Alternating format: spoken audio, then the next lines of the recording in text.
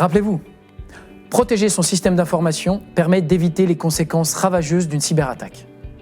Pour cela, il faut respecter une règle générale: utiliser une défense en profondeur.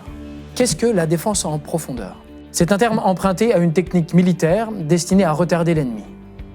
La défense en profondeur des systèmes d'information fonctionne sur le même principe qu'une forteresse, c'est-à-dire en multipliant les mécanismes de protection pour éviter que l'attaquant pénètre dans l'enceinte.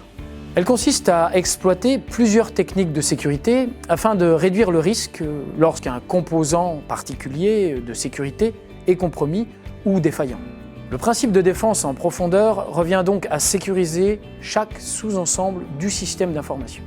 Ainsi, chaque composant d'une infrastructure ou d'un système d'information est sécurisé de manière indépendante, sans reposer sur la sécurité de celui avec lequel il interagit, c'est-à-dire que chaque composant effectue lui-même toutes les validations nécessaires pour garantir sa sécurité. Plusieurs facteurs peuvent influencer les systèmes de défense mis en place par votre entreprise. Le premier facteur est l'évolution technologique. La découverte de nouvelles techniques ou encore l'ampleur des attaques ont un impact sur les systèmes de défense mis en place. En effet, en matière de sécurité informatique, il existera toujours de nouvelles formes d'attaques puisque le cyberespace évolue vite et il est souvent difficile d'anticiper toutes les menaces. Le deuxième facteur est le renseignement.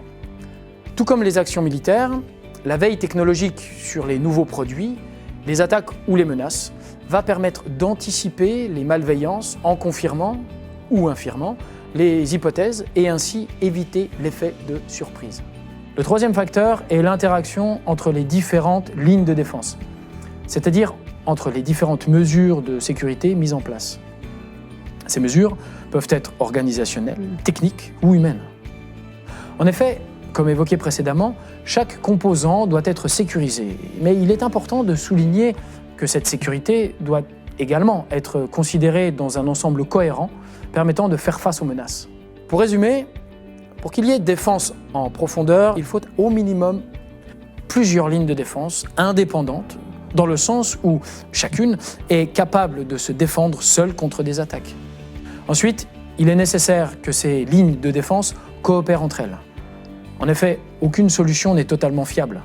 C'est pourquoi il est nécessaire de prévenir en sensibilisant les utilisateurs, par exemple, puis de bloquer les menaces via des antivirus ou des pare-feux, et le cas échéant, de réparer ou de remettre en état le poste infecté par des virus ou autres malveillances qui n'auraient pas été détectées. Il est important de noter qu'en matière de sécurité, dans le domaine des systèmes d'information comme ailleurs, le plus dangereux est bien souvent de se reposer, consciemment ou non, sur une fausse assurance. Une démarche saine consiste à gérer l'incertitude, à maintenir une inquiétude raisonnée et à entretenir une véritable vigilance. Faire reposer la sécurité sur une seule personne est une erreur d'appréciation souvent rencontrée. De même, pensez qu'utiliser un logiciel de sécurité, antivirus, pare-feu, logiciel de chiffrement, est le remède universel contre les attaques est illusoire.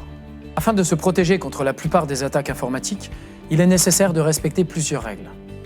Pour cela, l'ANSSI a édité un guide de bonnes pratiques pour aider les entreprises et les particuliers à améliorer leur niveau de sécurité. Même si certaines règles que vous pouvez rencontrer dans cette unité s'appliquent plutôt aux responsables informatiques d'entreprise, selon le principe de la défense en profondeur, la majorité des règles s'appliquent à tout un chacun, autant à titre personnel qu'au sein d'une entreprise. Ces grands principes vous permettront de comprendre les contraintes de sécurité qui vous sont imposées, par exemple sur le choix du mot de passe. Gardez en tête que la sécurité est l'affaire de tous. Ces règles, non exhaustives, vous permettront de limiter grandement les risques liés aux scénarios d'attaque présentés dans cette unité.